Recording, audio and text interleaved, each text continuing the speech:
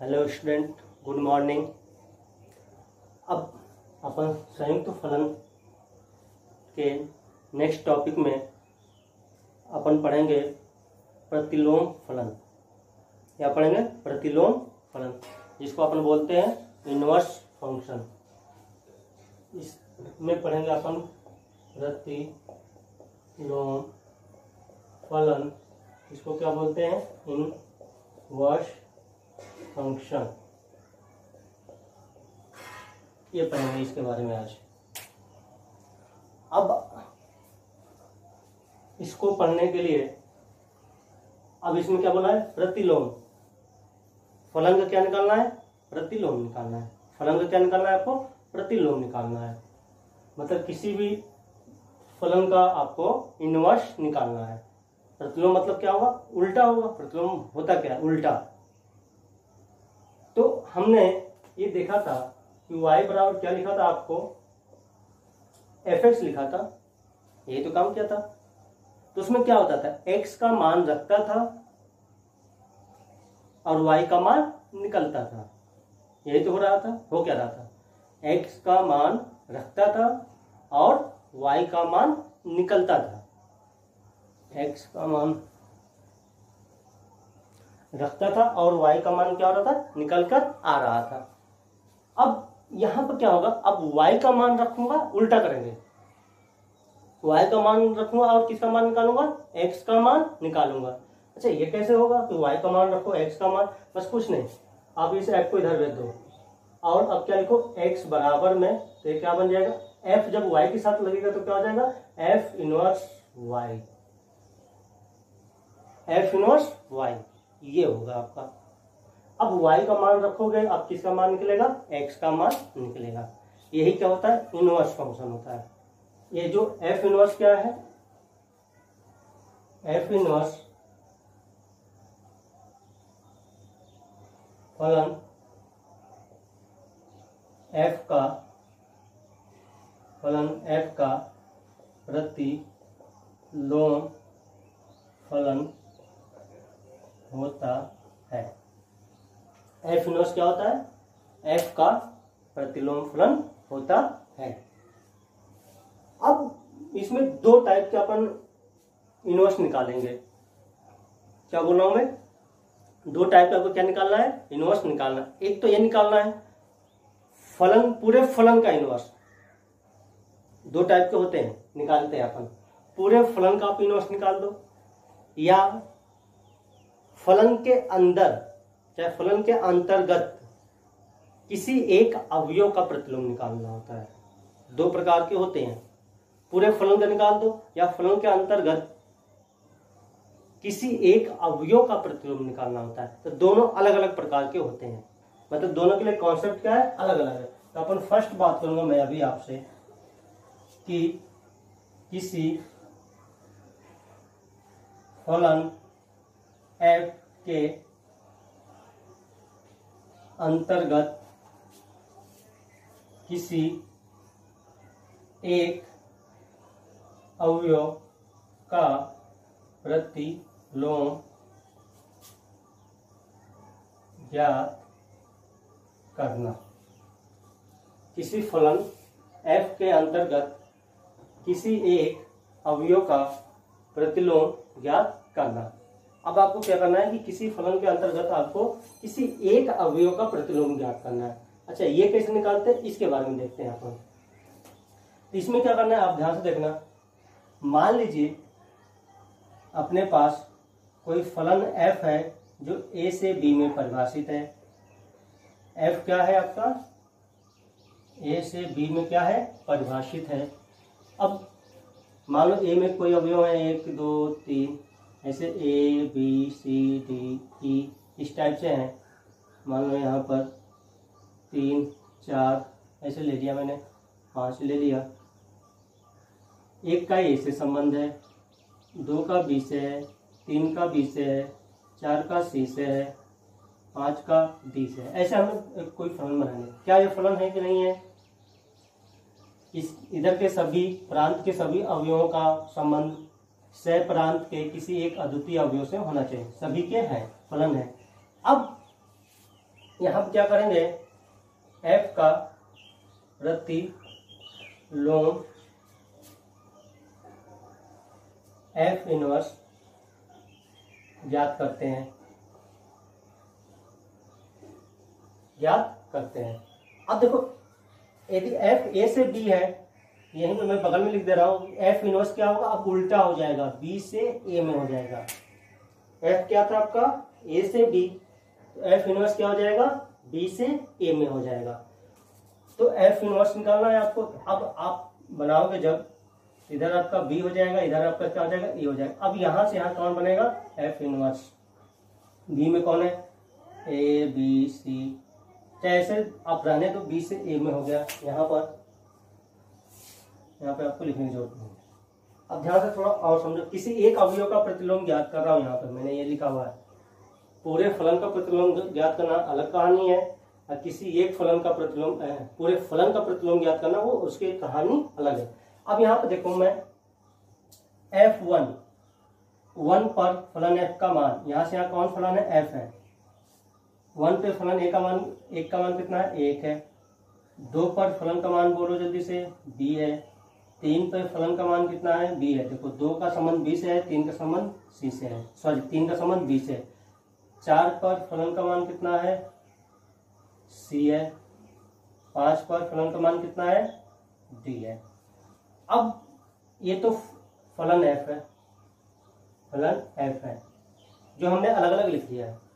हमें पूरे फलन का निकालना नहीं था। आपको ऐसा फलन दे देगा, बोलेगा कि बी अवयव का प्रतिलोम ज्ञात कीजिए, अवयव बी का प्रतिलोम ज्ञात कीजिए, पूरे फलन का नहीं, किसी एक अवयव का। मान लो ए का बोल दे कि ए का प्रतिलोम ज्ञात कीजिए, या बी का प्रतिलोम ज्ञात कीजिए। देखो प्रतिलोम यहां से उठाएगा, प्रतिलोम बोलेगा तो प्रांत ए बन जाएगा। देखो यहाँ पे देख लेना, ये क्या है, इसका प्रांत है, ये क्या है, इसका क्षय प्रांत है, ये तो हमें पता है। अब बी यहाँ पे बी क्षय प्रांत है, तो यहाँ पे क्या बन जाएगा, प्रांत। और ए यहाँ पे प्रांत है, तो यहाँ पे क्या बन गया, सब उल्टा हो जाता है, सब कुछ क्या हो जाता है, उल्टा हो जाता है। ठीक है, तो अब यहाँ पर बात करें, अब किसी एक अवयव का बोलेगा कि आप एफ इनवर्स ए, मतलब अवयव ए का प्रतिलोम ज्ञात कीजिए, अवयव ए का प्रतिलोम ज्ञात कीजिए, ऐसे बोलेगा आपको। ये नहीं बनेगा कि फलन एफ का प्रतिलोम ज्ञात कीजिए, नहीं, पूरे फलन एफ का प्रतिलोम ज्ञात करना अभी कुछ सिखाऊंगा, लेकिन किसी एक अवयव का प्रतिलोम ज्ञात करना वो अलग कहानी है। तो बोलेगा कि किसी ए अवयव का प्रतिलोम ज्ञात कीजिए, एफ इनवर्स ए निकालना है। ए का संबंध किससे है, ध्यान से देखो, ए का संबंध किससे, एक से है, ऐसे बोल देगा। या आपसे बोलेगा कि एफ इनवर्स बी का निकालो, क्या बोलेगा, एफ इनवर्स बी। तो देखो बी का संबंध 2 से भी है और 3 से भी है, तो एफ इनवर्स बी का संबंध किससे था, 2 से भी है और 3 से भी है। ऐसे एफ इनवर्स सी बोलेगा, तो सी का संबंध किससे हमने ले रखा है, 4।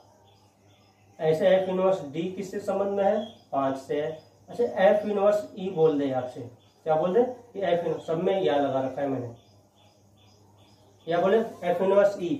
अच्छा ई का संबंध किसी से नहीं है, ई का संबंध किसी से नहीं है, तो किसी से नहीं है तो मतलब क्या होगा, खाली है। खाली हमने रिक्त समुच्चय पढ़ा था, रिक्त समुच्चय क्या बोलते थे, 5, तो ये मतलब इसके आगे क्या लिख देंगे अपन, 5।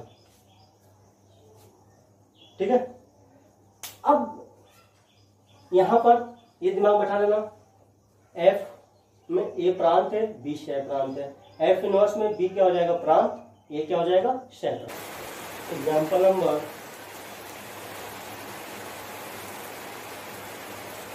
7 देखते हैं। यहाँ पर क्या देखते हैं, 7। आप बुक में देखिए जल्दी से। किसी एक अवयव को बोला है, 7 बोला है, यदि आपका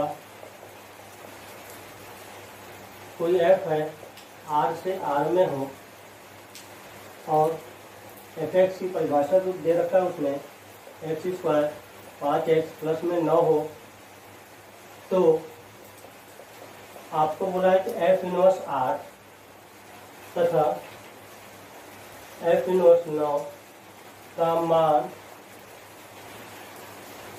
मान ज्ञात कीजिए, ये बोला हुआ है आपसे।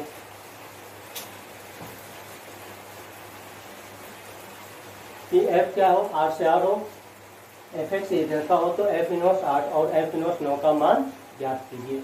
अब आपको ये दे रखा है, तो इसने पूरे फलन का नहीं बोला है कि इस एफ एच का प्रतिलोम ज्ञात कीजिए, इनवर्स क्या बोला है, 8 का इनवर्स ज्ञात कीजिए किसी एक अवयव का, एफ के अंतर्गत किसी एक अवयव का। तो आपको क्या हो रहा है, ध्यान से देखो, तो हमने क्या लिखा था, एफ इनवर्स ए का मान उधर पीछे क्या लिखा था, 1 लिखा था, 1 लिखा था। तो ये क्या होगा, यहाँ पे होगा कुछ, ये लिखा था अपने को, यहाँ पर ए है, यहाँ पर बी है, यहाँ से क्या है, एफ है। अच्छा हाँ, यहाँ पर उसको मैंने उठा दिया, ए ये लिखा था। तुम देखो ध्यान से, तो एफ इनवर्स 8 को बोल रहा है हमें, एफ इनवर्स, अच्छा ये कहाँ था, प्रांत में था या सह प्रांत में, एफ के प्रांत में था या सह प्रांत में था, सह प्रांत में। देखो 1 2 3 4 5 इधर लिया था, ए बी सी डी इधर लिया था, तो ए कहाँ था, सह प्रांत में। तो हमने क्या किया था, अब एक कहाँ था, ये तो आपका था सह प्रांत में, ये कहाँ था, सह प्रांत में, ये कहाँ था, प्रांत में, यही तो था। तो मतलब क्या होगा कि पक्का है 8 और ये जो 9 है ये यहाँ पे होंगे कहीं, और प्रांत में तो हमें कुछ दिया नहीं है, लेकिन हमें प्रांत में पता होता है क्या होते हैं, एक्स होते हैं, क्या होते हैं, एक्स होते हैं, यही तो होते हैं। अब अपन यहाँ पे क्या करेंगे कि मानेंगे, यहाँ पर माना एफ इनवर्स 8 बराबर किसी x के बराबर है, किसी x के बराबर है। हमें तो प्रांत के अवयव तो मालूम नहीं है किसके बराबर है, वही तो मान निकालना है अपने को। तो अपन ने मान लिया कि एफ इनवर्स 8 का मान कितना है, x है। अब क्या करेंगे, इस एफ इनवर्स किधर देता हूं, तो 8 बराबर में क्या बन जाएगा आपका, एफ एक्स बन जाएगा, यही होगा, 8 बराबर क्या बन जाएगा आपका, एफ एक्स बन जाएगा। 8, अब एफ एक्स का मान रख दो, जो ऊपर आपको दे रखा है, क्या दिया है, एक्स स्क्वायर प्लस में 5x प्लस में 9, 8 को इधर ले जाओ तो ये बनेगा एक्स स्क्वायर प्लस 5x, 8 9 कितना बचेगा, 1 बराबर 0। अब इसको हल करते हैं, क्योंकि हमें x का मान ही निकालना है, इसको समीकरण 1 मान लो बस, x का मान रख दूंगा, एफ इनवर्स 8 का मान निकल जाएगा। अब ये द्विघात समीकरण है, गुणनखंड कीजिए, नहीं बनता होगा, नहीं बनेगा, देखो ध्यान से, नहीं बनेगा तो किसके पास जाएंगे, श्री धाराचार्य, वो सभी के आंसर निकाल देते हैं, श्री धाराचार्य के पास चलेंगे। वो क्या बोले थे, आपको याद हो तो ठीक बात है, नहीं याद है तो आपको मैं लिख दे रहा हूँ यहाँ पर। उन्होंने बोला था कि किसी का गुणनखंड न बने तो आप मेरे पास आ जाइए, मैं x का मान निकाल दूंगा। तो उन्होंने क्या बोला था, x बराबर क्या होता था, -b plus minus under root B square minus 4ac बटे में क्या था, 2a। ये फॉर्मूला लगा दो, किसी का भी मान निकल जाएगा। लेकिन समीकरण कैसा होना चाहिए, द्विघात, मतलब घात कितनी होनी चाहिए, 2 अधिकतम घात। अब यहाँ से x का मान लेता हूँ, x का मान देखो, -b कितना हो जाएगा, -5 plus minus under root B square मतलब 5 का स्क्वायर माइनस 4, a का मान देखो कितना है 1, c का मान कितना है 1 बटे में 2 इंटू में 1, x का मान यहाँ से कितना आ जाएगा, -5 प्लस माइनस अंडर रूट कितना हो जाएगा 25, माइनस कितना हो गया 4 बटे में 2, तो x का मान कितना आ गया यहाँ से, -5 प्लस माइनस अंडर रूट 21 बटे कितना हो गया 2, हमने निकाल दिया। अब यही x का मान अपन समीकरण 1 में रख देंगे, x का मान समीकरण 1 में रखने पर कितना हो जाएगा, एफ इनवर्स 8 का मान 2 आ रखे हैं, देखो एक इसका प्लस का है, एक क्या है माइनस का है, तो 2 रख देंगे तो एक बनेगा -5 प्लस अंडर रूट 21 बटे 2, एक बनेगा -5 माइनस अंडर रूट 21 बटे 2, ये 2 बन गए। अब ऐसे ही तुम्हारा एफ इनवर्स 8 ये दोनों बन गया। इसके बाद आपको इसमें बोला था कि एफ इनवर्स 9 का मान ज्ञात कीजिए, 2 बोल रखा था, 8 का हमने निकाल दिया, 9 का चाहे तो आप निकाल दो चाहे मैं निकाल दूं, आप निकाल लेना, सिखा दे रहा हूँ, एक और कोई बात नहीं है। तो यहाँ पे क्या करोगे, माना एफ इनवर्स 9 किसी प्रांत के किसी x के बराबर है, तो यहाँ से 9 बराबर कितना हो गया, एफ एक्स, एफ इधर जाएगा तो क्या बन जाएगा एफ एक्स का मान रख दो 9x स्क्वायर प्लस में 5x प्लस में 9 को उधर भेज दो, x स्क्वायर प्लस 5x बराबर 0, 9 से 9 क्या हो जाएगा गायब, यहाँ से x कॉमन ले लो, x प्लस 5 बराबर 0। यहाँ से x बराबर 0 होगा या x प्लस 5 बराबर 0। तो यहाँ से क्या हो गया, x का मान 0 या x का मान -5। इसको समीकरण 2 मान लो। तो क्या करोगे, x का मान समीकरण 2 में रखने पर कितना हो जाएगा आपका, f इनवर्स 9 का मान कितना निकल के आ गया आपके पास, ये निकल के आ गया, एक 0 आया है, एक क्या है -5 आ गया। तो f इनवर्स 8 के 2 मान आ गए, f इनवर्स 9 के 2 मान आ गए। ठीक है, स्क्रीनशॉट ले लेना। अब बात करते हैं कि पूरे फलन का प्रतिलोम कैसे ज्ञात करते हैं। ये तो किसी एक अवयव का था, इसमें कुछ था नहीं। अब यहाँ पर पूरे फलन का प्रतिलोम ज्ञात करने के लिए थोड़ा सा दिमाग लगाना पड़ेगा। तो पूरे फलन का प्रतिलोम निकालने के लिए आपको कुछ कंडीशन दिया जाएगा कि यदि ऐसा हो तभी आप फलन का प्रतिलोम ज्ञात कर। किसी एक अवयव का प्रतिलोम ज्ञात करना था तो हमें दिमाग लगाना ही नहीं था, सीधी सी बात है, हमने कर लिया। लेकिन आपसे ये बोले कि पूरे फलन का प्रतिलोम ज्ञात कीजिए, पूरे फंक्शन का प्रतिलोम ज्ञात कीजिए, तो उसने प्रतिबंध लगा दिया कि यदि ऐसा होगा तब भी आप उस फलन का इनवर्स ज्ञात कर पाओगे, ऐसा नहीं है तो उस फंक्शन का आप इनवर्स ज्ञात नहीं कर पाओगे। क्या बोला है, मैं लिख दे रहा हूं यहां पर, किसी फलन f का प्रतिलोम फलन विद्यमान होगा यदि फलन f एकैकी और आच्छादक फलन हो। अब ये क्या बोल रहा है, इसको समझते हैं। ये बोलने का प्रयास क्या है, किसी फलन f का प्रतिलोम फलन विद्यमान होगा यदि फलन f एकैकी और आच्छादक फलन हो।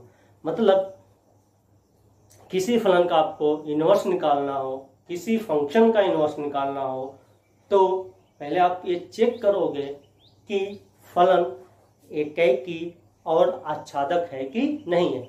यदि एकैकी और आच्छादक फलन नहीं है तो आप उसका प्रतिलोम या इनवर्स नहीं ज्ञात कर पाओगे। अच्छा, ऐसा क्यों बोला है? अच्छा, आपको एकैकी और आच्छादक फलन क्या होते हैं? एकैकी मैंने बताया तो है, एकैकी और आच्छादक फलन कौन होता है? आच्छादक फलन। एकैकी और आच्छादक फलन क्या था?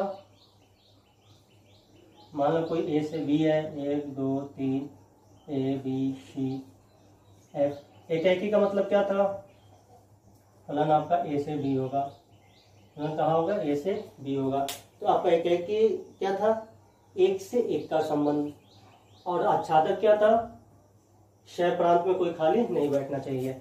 मतलब एक से एक का संबंध और क्षय प्रांत में कोई खाली नहीं रहे। मान लो यहाँ पर डी कर दो, एकैकी तो है लेकिन आच्छादक नहीं, क्योंकि क्षय प्रांत में कोई खाली बैठ गया। तो इसको क्या बोलेंगे? एकैकी और अंतरक्षेपी। आच्छादक तो नहीं है तो क्या बोलेंगे? अंतरक्षेपी। तो एकैकी और आच्छादक बनाने के लिए इस डी को हमें क्या करना पड़ेगा? गायब करना पड़ेगा। ये हो गया एकैकी और आच्छादक। अब बात ये है कि उसने ये क्यों बोलने का प्रयास किया है कि फलन एकैकी और आच्छादक होना चाहिए। भाई बोला है तो कोई कारण भी होगा। ऐसा तो है नहीं कि उसने ऐसे ही बोल दिया कि नहीं एकैकी और आच्छादक का ही हम इनवर्स ज्ञात कर सकते हैं और किसी का इनवर्स नहीं ज्ञात कर पाएंगे। फलन तो कई प्रकार के हो गए, एकैकी, आच्छादक, अंतरक्षेपी, बहुएकी, कई सारे के होते हैं। तो आप सबका क्यों नहीं निकाल पाते हो? केवल ऐसा क्यों आपने बोल दिया कि केवल एकैकी और आच्छादक हो तभी मैं ज्ञात कर पाऊंगा? तो इसके पीछे सोचते हैं और देखते हैं अपने मन से। मैं अभी कोई फलन पहले नंबर पर आते हैं, 1 2 3 ए बी सी डी। अभी मैं इसको एकैकी तो रख दे रहा हूँ लेकिन ये आच्छादक नहीं है। देखो है आच्छादक तो नहीं दिख रहा है मुझे, आपको दिख रहा है? यहाँ से यहाँ क्या हो गया? एफ हो गया। यहाँ से यहाँ क्या हो गया? एफ हो गया। क्या एक एक ही आच्छादक है? नहीं है, एक एक ही अंतःक्षेपी है। इसका इनवर्स निकालते हैं, एफ का प्रतिलोम। जब एफ का प्रतिलोम निकालूंगा तो क्या बनेगा बेटा, देखो ध्यान से आप। अब यहाँ पर ए था, यहाँ पे मान लो बी है, तो अब क्या आ जाएगा, यहाँ पे बी आ जाएगा, यहाँ पे क्या आ जाएगा, ए आ जाएगा। आएगा। बी में कौन कौन है, ए बी सी डी। ए में कौन कौन है, 1 2 3। ए का संबंध 1 से, बी का संबंध 2 से, सी का संबंध 3 से। ये हमने क्या निकाला हुआ है, एफ इनवर्स। अब उल्टा हो जाएगा, ए से बी संबंध बनाया था, अब हमने क्या बना दिया, बी से ए बना दिया। अब देखो क्या ये कुछ गड़बड़ हुआ है कि सही है, बी से ए हो गया, अब बी प्रांत हो जाएगा, मैंने बताया था अभी, और ए क्या बन गया, क्षय प्रांत बन गया। इनवर्स के लिए, फलन के लिए तो ए प्रांत है, बी क्षय प्रांत है, लेकिन इनवर्स में क्या हो जाएगा आपका, बी प्रांत बनेगा और ए क्या बन जाएगा, क्षय प्रांत। अब देखो ये फलन, अब भाई फलन का उल्टा करें तो फलन ही रहेगा। इंसान है, उसको उल्टा कर दोगे, पैर ऊपर कर दोगे और सर नीचे कर दोगे, मान लो मैंने उसका उल्टा कर दिया तो वह इंसान ही है। ऐसा तो नहीं है उल्टा करने के बाद तो उसका कुछ चेंज हो जाएगा। तो ऐसे आपने फलन को उल्टा किया हुआ है तो फलन ही रहेगा। तो फलन की परिभाषा क्या थी, बोलो जल्दी से सोचो, क्या ये फलन है? फलन की परिभाषा नहीं याद है, मैंने बोला था। लेकिन यदि आप पूछे कि ये फलन है कि नहीं है, तो आप देख के बता, इधर बेटों का समुच्चय, इधर पिता का समुच्चय ले लो। जो बेटा ये है, इसका संबंध है, बी का बाप है, सी का बाप है, लेकिन डी का बाप है नहीं है, तो नहीं है, तो ये फलन नहीं है। हमने फलन का इनवर्स निकाला लेकिन फलन प्राप्त नहीं हुआ, ये फलन नहीं है, फलन नहीं है। अब समझ में आया? यदि फलन आच्छादक नहीं है और तुम उसका इनवर्स निकालने का प्रयास किए तो आपको फलन प्राप्त नहीं होगा। अब सेकेंड नंबर पे, अब एक ही तो मैंने लिया था, अब क्या कर दे रहा हूं, बहु एक ही कर दे रहा हूं। अब क्या कर दे रहा हूं मैं, बहु एक ही कर दे रहा हूं। कुछ ऐसा कर दिया, 2 का बी से कर दिया, 3 का ऐसे कर दिया, और इसको मैं, अभी तो अंतःक्षेपी है, इसको मैं आच्छादक कर दे रहा हूं। अब इसका क्या निकाल रहा हूं, एफ का प्रतिलोम ज्ञात करने का प्रयास कर रहा हूं। एफ का प्रतिलोम निकालोगे तो क्या बनेगा, अब इधर बी हो जाएगा, इधर ए हो जाएगा। अब यहां से यहां कौन आ गया, एफ इनवर्स आ गया। बी में कौन है, ए कॉमा बी, यहाँ क्या 1 2 3, ए का 1 से है, बी का 2 से है, बी का 3 से है। अब हमने इनवर्स निकाल दिया एफ का, लेकिन फलन क्या है, बहुएकी। यहाँ पे क्या है, अंतःक्षेपी, यहाँ पे क्या है, बहुएकी है। अब मैंने इसका इनवर्स निकाला, फलन है कि नहीं है, इधर बेटे हैं, इधर बाप है, इधर बेटा है, इधर क्या है, बाप है। ए का बाप कौन है, 1, बी का बाप कौन है, 2 है और 3 है, 1 लड़का 2 बाप। या तो फलन की परिभाषा देखो अद्वितीय से होना चाहिए, नहीं है तो फलन नहीं है। जो हमने ये इनवर्स निकाला ये क्या है, फलन प्राप्त नहीं हुआ है, फलन नहीं है, फलन नहीं है। अब थर्ड नंबर पे मान लो फलन में एकाएकी और आच्छादक दोनों ले रहा हूं। अब जो बोला है उसने, फलन आच्छादक नहीं है, आपने उसका इनवर्स निकाला, फलन प्राप्त नहीं हुआ। फलन बहुएकी है, आपने उसका इनवर्स निकाला, फलन प्राप्त नहीं हुआ। अब मान लो मैं एकाएकी और आच्छादक दोनों ले रहा हूं, जो कि ये हमने ऊपर लिया हुआ, ऐसा ही बना दे रहा हूं।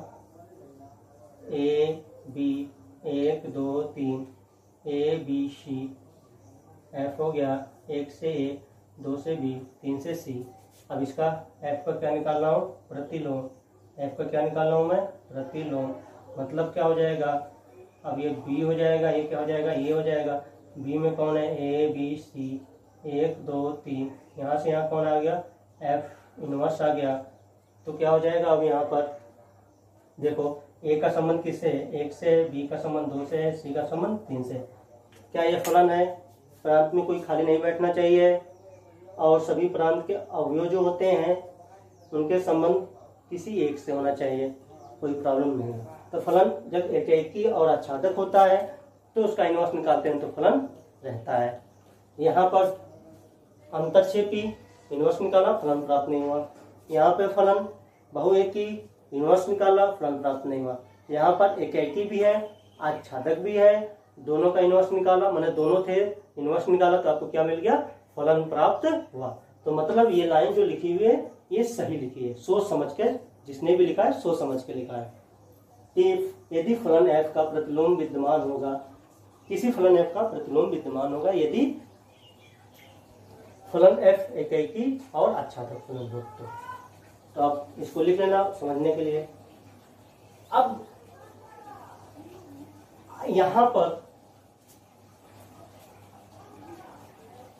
अब कुछ भी नहीं करना है, आपको इनवर्स निकालना है, निकालते हैं, देखते हैं।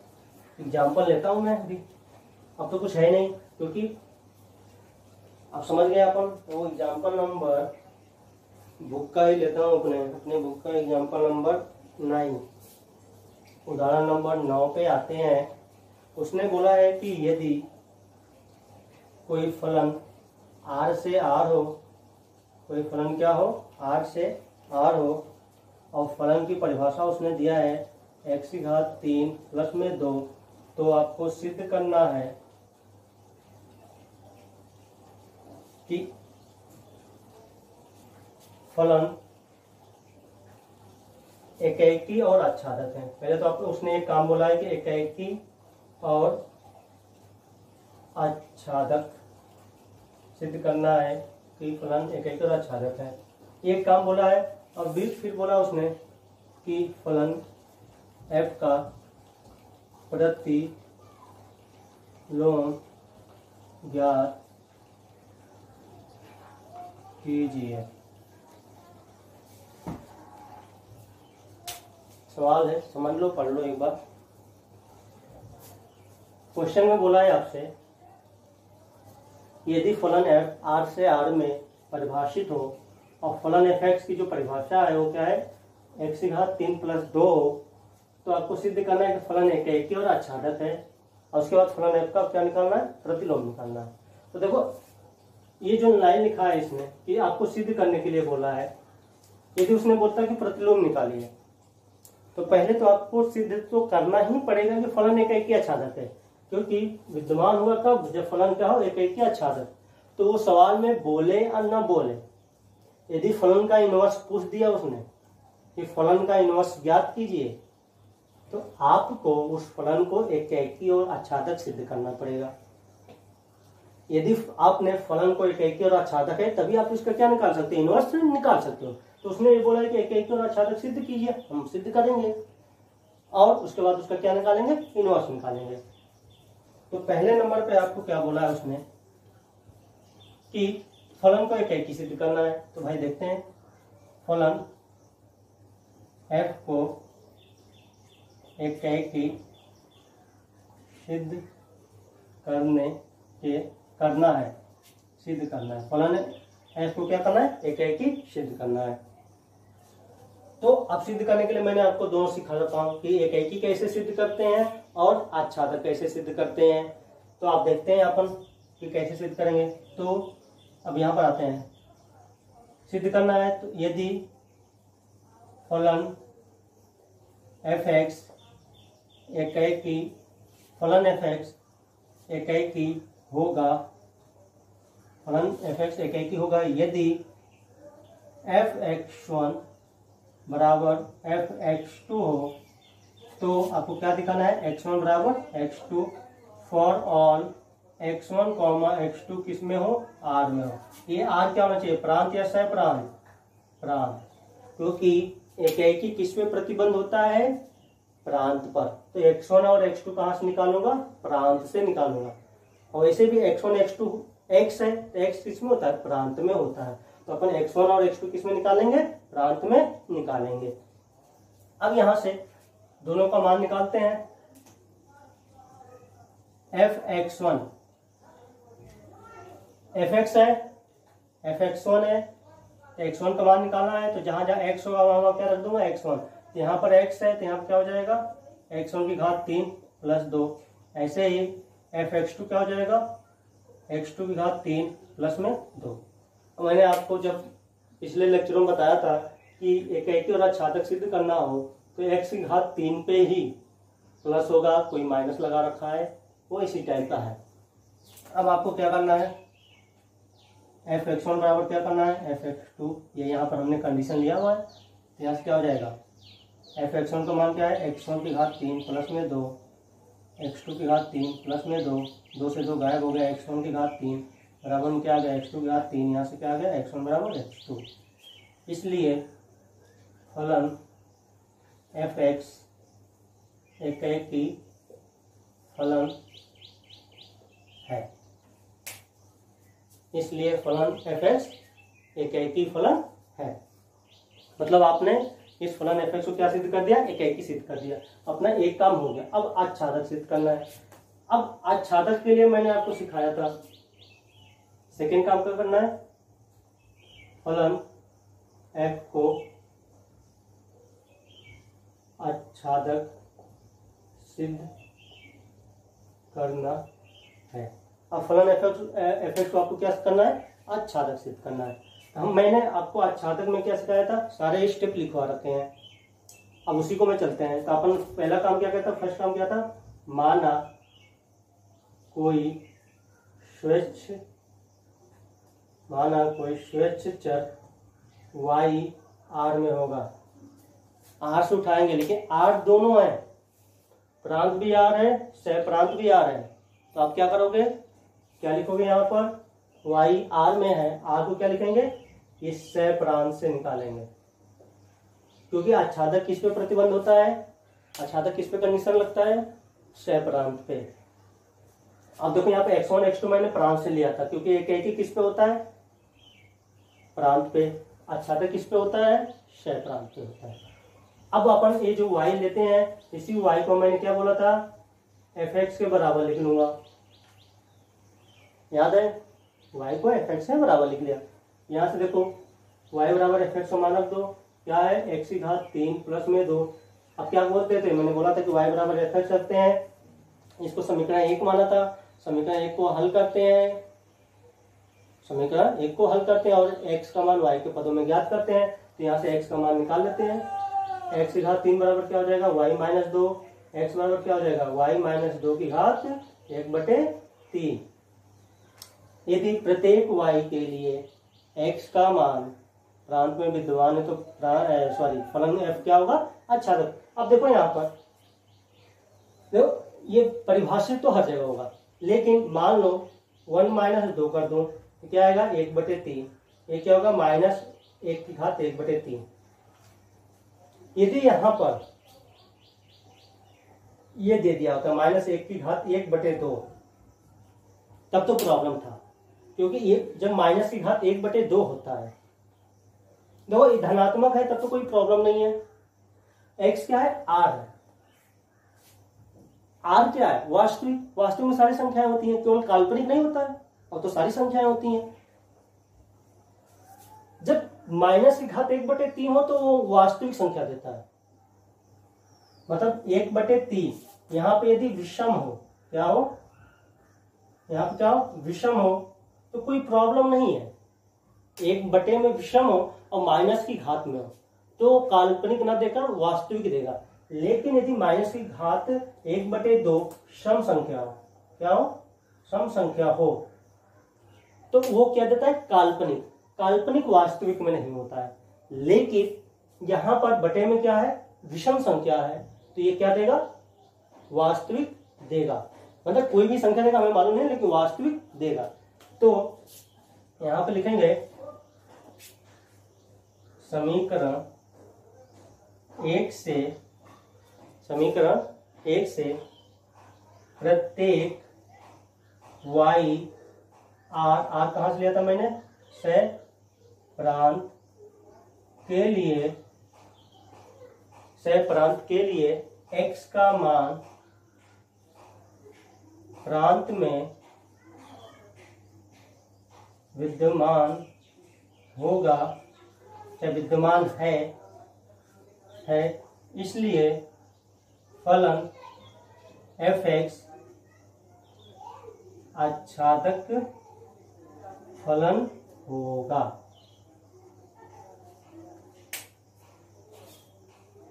अब देखो आपको क्या है, इसी लाइन में सब कुछ है, मैंने प्रत्येक y का, y क्या है सेपरेट, मतलब जितने भी y लोगे वो x y का मान जितने भी रखोगे सबके सब मान x में, x जो मिलेगा वो किस में जाएगा, r में जाएगा सभी, मतलब सह प्रांत में कोई खाली नहीं बैठा है। जब खाली नहीं बैठा है तो फलन क्या होता है, आच्छादक होता है। तो फलन एकाकी हो गया, फलन आच्छादक हो गया, एक काम हो गया। मैंने ये भी बोला था कि प्रतिलोम ज्ञात करने के लिए बोला है। अब प्रतिलोम ज्ञात करने के लिए बोलेगा तो आपको एकाकी और आच्छादक सिद्ध करने के लिए बोले या ना बोले, आपको एकाकी और आच्छादक सिद्ध करना पड़ेगा। तो स्क्रीनशॉट ले लेना। अब क्या हुआ कि फलन एकाकी भी है और आच्छादक भी है, इसलिए इसका इनवर्स विद्यमान होगा। अब इस लाइन को लिखते हैं अपन। अब लिखेंगे चूंकि फलन f(x) एकाकी और आच्छादक फलन है, चूंकि फलन f(x) एकाकी और आच्छादक फलन है, इसलिए फलन f(x) का प्रतिलोम विद्यमान होगा। ठीक है, क्योंकि फलन एकाकी हो गया आच्छादक हो, इसलिए इसका इनवर्स विद्यमान होगा। अब निकालने के लिए कुछ नहीं है, आच्छादक में जो हमने काम किया था सेम यही काम करना है। अब लिखोगे माना y बराबर f(x), माना y बराबर f(x), यहाँ से x का मान निकाल लेते हैं। x बराबर क्या हो जाएगा, f इधर आएगा तो क्या बन जाएगा, f इनवर्स y। इसको समीकरण 1 मान लेते हैं कुछ टाइम के लिए, मान लिया। अब क्या करना है, अब y बराबर f(x) लिखा था मैंने, y बराबर f(x) का मान रख दो, x की घात 3 प्लस में 2, यहाँ से x का मान निकाल लो, x की घात 3 y माइनस 2, x बराबर क्या आ गया, y माइनस 2 की घात 1/3। ये तो काम हमने आच्छादक में किया था। अब कुछ नहीं करना है, ये जो x आया है x का मान समीकरण 1 में रखने पर, समीकरण 1 में रखने पर x का मान समीकरण 1 में रख देते हैं, बस अपना वही आंसर हो जाएगा। तो जब x में रखोगे तो समीकरण 1 में रखोगे तो क्या बनेगा आपका, 1 में रखते हैं, देखो समीकरण 1 है तो f इनवर्स, अब क्या हो गया आपका f inverse y, f inverse y। अब x का मान क्या है अपने पास, y माइनस 2 की घात 1/3 है, ये हो गया। अब देखो ये फलन है, किसी फलन का इनवर्स निकालते हो तो इनवर्स जो निकालते हो वो फलन ही प्राप्त होता है। तो यहाँ पर ये y के पदों में है, हम फलन किस रूप में देखते हैं, x रूप में देखते हैं। तो यहाँ पर एक लाइन और लिखनी पड़ेगी कि y को x से प्रतिस्थापित करने पर, क्योंकि फलन किसके पदों में होता है, x के पदों में होता है।